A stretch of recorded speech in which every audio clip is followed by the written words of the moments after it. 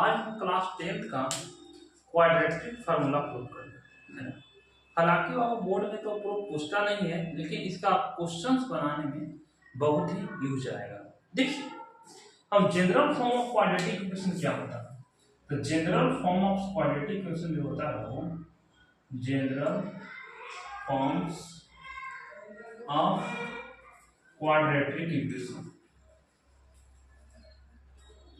Quadratic equation देखिएगा, इसका general form जो होता है बाबू a x square plus b x plus c है ना। जनरल फॉर्म क्वाड्रेटिक इक्वेशन यही होता है कि a x square plus b x plus c equal to 0। अब यहाँ पे हमको प्रूफ करना है कि पहले डी निकलेगा डिस्क्रिमिनेंट, और उसके लिए क्या करना है कि जो कोफिशिएंट ऑफ एक्स है उसको 1 बनाना है। तो कोफिशिएंट ऑफ एक्स स्क्वायर को 1 बनाने के लिए क्या कर सकते हैं? देखो, जिसके इसके आगे a है तो a से पूरा इक्वेशन क्या कर दो, डिवाइड कर दो। तो कोफिशिएंट ऑफ x स्क्वायर 1 बनाना रहता है, तो किसी का 1 बनाना है तो उसका जो भी नंबर रहे उससे क्या कर दो, मल्टीप्लाई, डिवाइड कर दो। तो डिवाइड हमारा क्या है, मल्टीप्लाई कितना है, x स्क्वायर को डिवाइड कर दो। तो डिवाइड बोथ साइड बाय ए। अगर हम पूरा में a से डिवाइड किया जाए, देखो क्या होगा मेरे पास कि a x square plus b x plus c, LHS में अगर हम a से डिवाइड कर देते हैं और आरएचएस में भी डिवाइड करें तो 0/a। समझ गए? एक मतलब कि a जो है सभी के साथ, सब टर्म के साथ क्या है, ए है। तो अगर हम इसको अलग लिखे जाए, देखिएगा तो हो गया ए एक्स स्क्वायर अपॉन ए प्लस बी अपॉन ए into x plus c upon ए, है ना, इक्वल टू 0 में कोनो नंबर से डिवाइड कर क्या बचेगा, 0।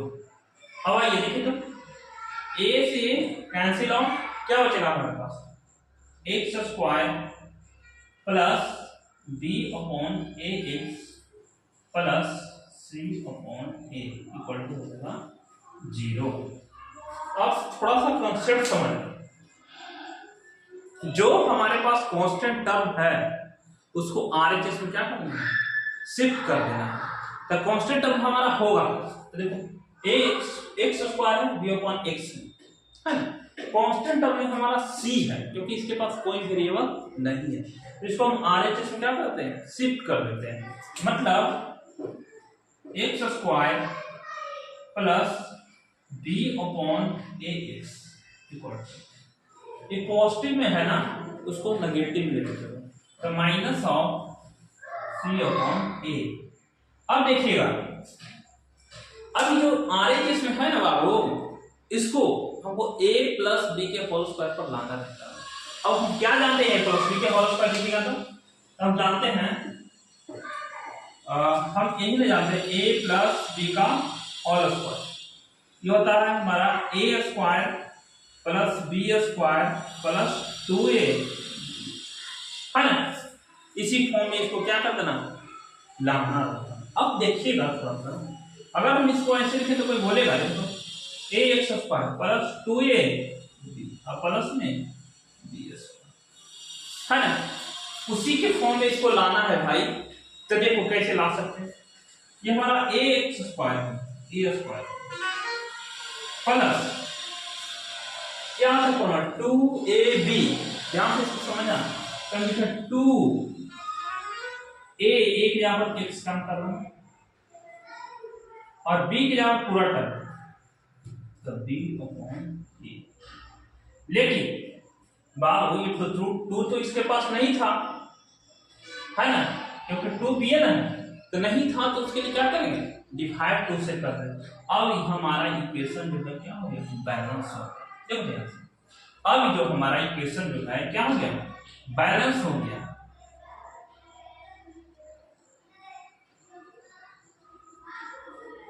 देख ए स्क्वायर प्लस 2a एक जब x हो गया, b की जगह पर 2/b है। लेकिन सर ऐसा आप क्यों किए? देखो ऐसा इस चलते किए हैं कि अगर 2 से डिवाइड किया, 2 से मल्टीप्लाई किया, 2 से 2 कैंसिल हो गया, क्या b/a है। अब तो a square plus 2ab, a square plus 2ab, b की जगह कौन काम कर दिया? b की जगह पूरा काम किया b/2a। तो बी स्क्वायर चाहिए तो बी स्क्वायर की जगह पर हम इसे लिख सकते हैं, देखो तो b/2a, इसका हो जाएगा होल स्क्वायर, ठीक है, इक्वल क्या -c/a। लेकिन ये तो नहीं था वो अपन मान से किए, तो इसको बैलेंस करने के लिए इसको क्या करते हैं, आरएचएस में ऐड कर देते हैं, क्योंकि इसमें तो b/2a तो नहीं था, अपना मान से किए हैं। इसको बैलेंस करने के लिए b/2 क्या करते हैं, ऐड कर देते हैं। देखो b/2a, इसका हो जाएगा होल स्क्वायर। देखिएगा ये a square plus 2ab plus b square. लेकिन सर आप ये हम लोग क्यों लिखे? क्योंकि इसमें b/2a नहीं था, इसको बैलेंस करने के लिए दोनों तरफ ऐड e से क्या हो गया, कैंसिल आउट आरएचएस b/2a और ab है b/2a, दोनों तरफ क्या हो गया, कैंसिल हो गया। अब देखिए थोड़ा, अब आओ ये हमारा पूरा जो है फार्मूला हो गया a square plus 2ab plus b square, ये हमारा क्या हो गया, फार्मूला हो गया, समझ। तो हो गया x plus a plus b का कौन स्क्वायर हो गया। अब b की जगह पर कौन का करा है, तो b/2a, a प्लस b के होल स्क्वायर हो गया, और इक्वल। अब देखो हमारा इधर हो गया हमारा -c/a प्लस, इसको देखो ऊपर के स्क्वायर करो कि ऊपर नीचे दोनों के स्क्वायर में b के स्क्वायर अपॉन 2 के स्क्वायर क्या होगा, 4a square. Now taking LCM, LCM ले सकता हूं, तो ले लिए, तो x प्लस 2/, इसका हो गया होल स्क्वायर। एलसीएम ले लिए तो कितना होगा, 4a स्क्वायर। अब देखो e से ही खत्म हो जाएगा, तो a से ये खत्म होता है, ये बचा ना, अब 4 से मल्टीप्लाई हो तो -4ac प्लस e से ही कैंसिल आउट हो गया, तो क्या बच गया, b स्क्वायर। अगर हम इसको ऐसे लिखें, देखो तो x प्लस b/2a, इसका हो गया whole square, equal to b square minus 4ac upon 4a square. ऐसे की तो कोई दिक्कत। अब देखिए आगे हम इसको प्रूव कर लेते हैं, ठीक।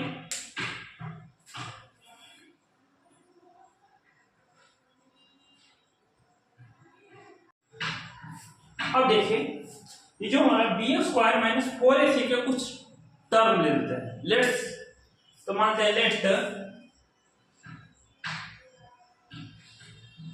b square minus 4ac equal to लेते हैं d। अब क्या d है, क्या, तो d है discriminant, where d equal to है डिस्क्रिमिनेंट,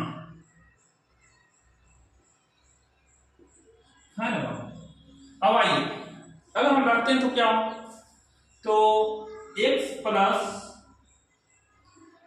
b/2a, इसका हो गया होल स्क्वायर,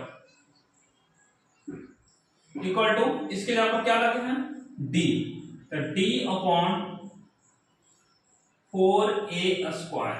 अब ये स्क्वायर है बाबू तो रूट जाएगा, मतलब x प्लस b/2a रूट में ले जाइए तो d/4a स्क्वायर, ठीक है। अब जिसका रूट है परफेक्ट वो बाहर निकलेगा, जिसका नहीं है क्या अंदर है, मतलब x प्लस b/2a।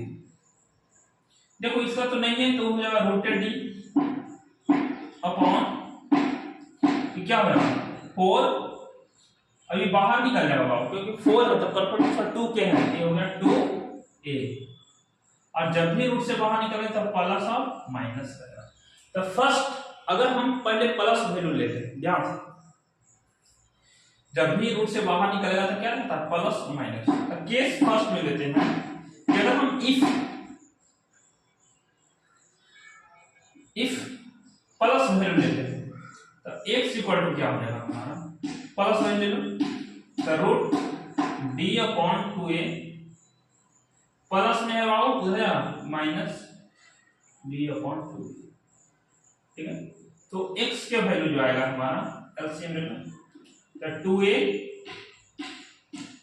तो रूट d और माइनस d, ठीक है। तो इसको ऐसे भी लोग लिखता है x equal to minus b, कुछ ना कुछ क्या प्लस है, plus under root d upon 2a, है ना। उसी तरह अगर हम इफ पीछा में क्या लिए थे पॉजिटिव वैल्यू d का वैल्यू, अब क्या लेना नेगेटिव वैल्यू, तो x इक्वल टू क्या हो रहा है, x इक्वल टू हुआ नेगेटिव वैल्यू तो रूट d अपॉन 2a, क्योंकि पीछा वाला में लिए थे प्लस और माइनस वैल्यू लेना है तो माइनस लेंगे, प्लस में हो जाएगा माइनस d अपॉन 2a। चलो तो x इक्वल टू जो होगा हमारा 2a एलसीएम तो माइनस रूट d बट्टा माइनस d, है कि नहीं। इसको हम ऐसे भी लिख सकते हैं, तो ये पहला वैल्यू जो आया बाबू इसको हम अल्फा बोलते हैं, इसको ऐसे लिखते हैं minus b under root d upon 2a, ठीक है।